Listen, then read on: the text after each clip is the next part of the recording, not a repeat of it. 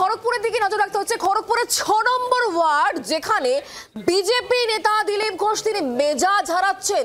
সাধারণ মানুষের প্রশ্নের মুখে পড়ে কিভাবে তিনি মেজাজ হারাচ্ছেন সেই ছবি আপনাদেরকে দেখাচ্ছি। আমরা দেখতে পাচ্ছেন খড়গপুরে 6 নম্বর ওয়ার্ড, যেখানে বিজেপি নেতা কার্যত মেজাজ হারিয়ে ফেলছেন। আমি টাকা দিয়ে বানিয়েছি, তোমাকে বলেছি আপনি এমপিও একজন বাতগুলো বলতে পারেন। 14 পুরুষ তুলবো, এবার বড় অধিকার দিয়েছে আপনাকে। আপনাকে অধিকার কে দিয়েছে? বলো প্রদীপ কে আবার বলানো? আরে টাকা দিয়েছি, তৃণমূল কুত্তা সব জায়গায়। হ্যাঁ, বেটা গলা টিপে দেবো, তোর বাপ কে বলবে? তাহলে টাকা দিয়েছে,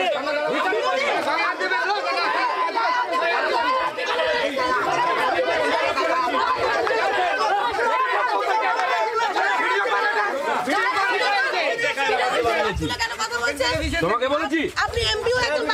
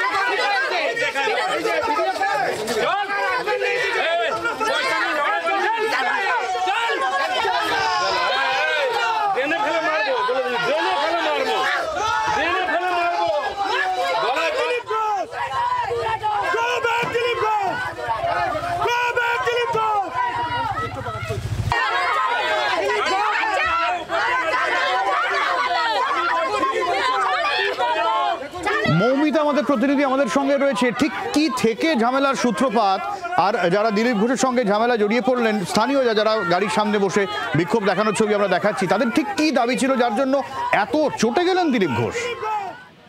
6 নম্বর ওয়ার্ড, খড়গপুরের এই 6 নম্বর ওয়ার্ডে তিনি এসেছিলেন একটি সংসদ তহবিলের টাকা থেকে একটি রাস্তা, সেই রাস্তার উদ্বোধন করতেন। খড়গপুরের এই জায়গার সংসদ ছিলেন দিলীপ ঘোষ, এবং দিলীপ ঘোষ যখন যান তখন দেখা যায় যে তার গাড়ির সামনে মহিলা তারা বসে পড়েন এবং গো ব্যাক স্লোগান দিতে শুরু করেন। বিজেপির অভিযোগ যে এই সমস্ত যারা গো ব্যাক স্লোগান দিচ্ছেন, বিক্ষোভ দেখাতে শুরু করেন, তারা তৃণমূল কংগ্রেসের স্থানীয় তৃণমূল কংগ্রেসের নেতৃত্ব। দিলীপ ঘোষের সঙ্গে তাদের বচসা বাঁধে এবং গাড়ি থেকেই তাদের হুঁশিয়ারি দিতে শুরু করেন দিলীপ ঘোষ। শুধু তাই নয়, পাল্টা হাতাহাতি হয় বিজেপি এবং তৃণমূল কংগ্রেসের সমর্থক দু তরফের মধ্যে।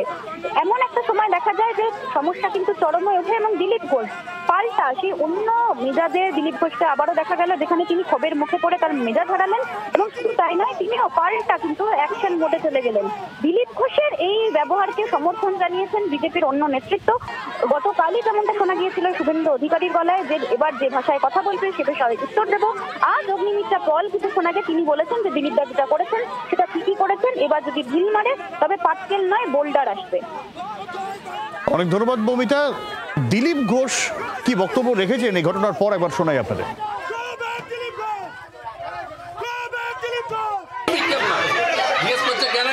আমি টাকা দিয়েছি, একদিন কেন এই রাস্তা হয়নি সেই প্রশ্ন করার হিম্মত নেই। এরা হচ্ছে ওই সুবিধাভোগী, 500 টাকা নিয়ে ঘেউ ঘেউ করে। আমি বলছি আমার বাপের টাকা, কার বাপের টাকা নেই। কার বাপ বলুক, কার বাপের টাকা? দিলীপ ঘোষ বাপ তুলেই বলবে, যারা ঘেউ ঘেউ করবে তাদেরকে বাপ তুলেই বলবে। কাজ করতে পারে না, কাজ করে উদ্বোধন করছে আবার ঘেউ ঘেউ করছে, হিম্মত হয় কি করে? এই 500 টাকার চাকররা এরা কিছু করতে দেয় না, ঘেউ ঘেউ করে। দিলীপ ঘোষের বক্তব্য আপনারা শুনতে পেলেন। টাকা নিয়েছেন এরা এবং তারপর তারা এরকম করছেন, এবং কোর্ট আনকোর্ট তিনি বলছেন এদেরকে সুবিধাভোগী, যারা এভাবে বিক্ষোভ দেখাচ্ছিলেন তাদেরকে কোর্ট আনকোর্ট সুবিধাভোগী বলছেন দিলীপ ঘোষ।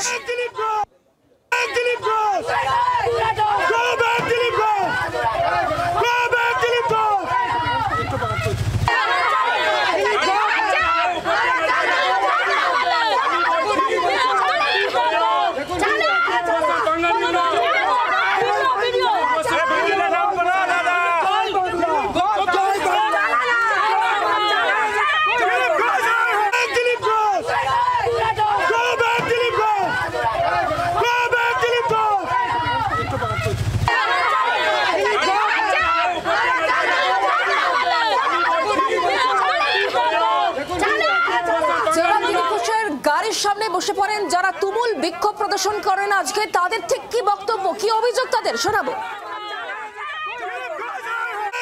আমাদের আগের যে এমপি ছিল দিলীপ ঘোষকে ভদ্রমতো জিজ্ঞাসা করছে হঠাৎ করে এই ওয়ার্ডে কেন, হঠাৎ করে রাস্তায় ওপেনিং কিসের জন্য? উনি বলছে তোদের বাপ প্রদীপ সরকারকে জিজ্ঞাসা কর, গলায় পা তুলে দেবো, গলা টিপে দেবো। এগুলো কি কোনো এমপির কথাবার্তা? হ্যাঁ, এতদিন কোথায় ছিল? আমরা যা সাংবাদিকদের জনগণ হিসেবে জিজ্ঞাসা করতে এসেছি হঠাৎ করে এমপি কিসের জন্য, ব্যাস এটুকু, আর কিচ্ছু না। উনি কথাটা নোংরামি করেছে। সিম্পল একটা প্রশ্ন করেছিলাম যে দাদা এখন এখানে কেন, কারণ আমাদের 6 নম্বর ওয়ার্ডে অনেক প্রবলেম হচ্ছে, তখন কিন্তু ওনাকে পাওয়া যায়নি।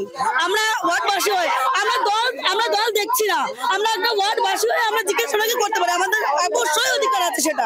উনি তাই বলে এরকম ভাবে উত্তর দেবে?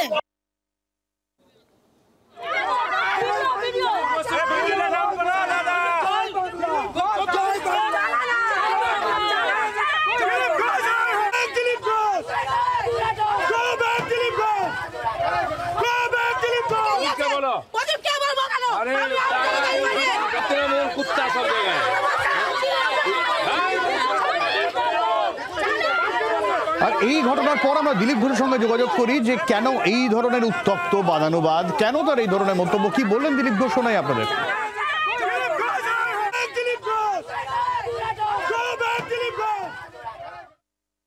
আমার এমপি ফান্ডের এমএলএ ফান্ডের টাকা আটকে রাখে, কাজ করে না। তারপরেও যে কাজ হয়েছে সেটা আমি উদ্বোধন করতে গেছিলাম। পাড়ার লোকেরা এসেছিলেন, পাড়ার লোকেদের ধমকেছে কেউ যেন না আসে, আর কয়েকটা ভাড়াটিয়া চেঁচানো লোককে পাঠিয়ে দিয়েছে। মহিলারা এসে বলছে কেন এসছেন এখানে? আমি আমার টাকায় করেছি, কারো বাপের টাকা নয়, সেটা উদ্বোধন করতে এই ভাষায় বলেছি, যেটা আমি বলি আগামী দিনেও বলবো। তখন চেঁচামেচি শুরু হলো, বাপ তুলেছে, কার বাপ, কার টাকা? তো এরা করতে পারে না। আমি বললাম তোমাদের কাউন্সিলরকে বলো দিলীপ দা রাস্তা করেছে, ওদের ড্রেন বানিয়ে দিয়েছি, দম থাকে। এই কাউন্সিলর প্রদীপ বাবু যখন চেয়ারম্যান ছিলেন, আমি এমএলএ ছিলাম, তিনি লিখিতভাবে ডিএম দিয়েছিলেন যে আমাদের এমএলএ টাকা চাই না, আর টাকাটা এসকে রেখেছিল, লক্ষ লক্ষ দেয়নি। এমপি হওয়ার পরেও তাই করেছে, তারপরে হওয়ার পরেও বাধা দিচ্ছে, যাদের করার যোগ্যতা নাই তারা কাজে আটকায়। আর কি বলছেন অগ্নিমিত্রা পল এ নিয়ে, শুনবো।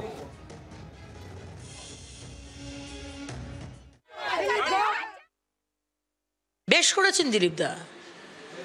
আজকে যদি তৃণমূল ভেবে থাকে যে দিলীপদার করা রাস্তা, তিনি যখন সাংসদ ছিলেন সেই রাস্তার ইনগ্রেশনের জন্য উনি যাবেন, আর আপনারা কালো পতাকা দেখাবেন আর গো ব্যাক স্লোগান দেবেন, আর দিলীপদা ভয় পেয়ে যাবেন, আমাদের বিজেপি কর্মীরা ভয় পেয়ে যাবেন, তো ভুল ভাবছেন। আরও বেশি করে করুন, আমরা আরও উজ্জীবিত হচ্ছি। দিলীপদা যেটা করেছেন 100 বার ঠিক করেছেন, বেশ করেছেন। এবার আগে আবার যদি করেন তো আরো ভয়ঙ্করভাবে প্রতিরোধ হবে। বাংলার আওয়াজ, বাঙালির আবেগ, জি 24 ঘন্টা।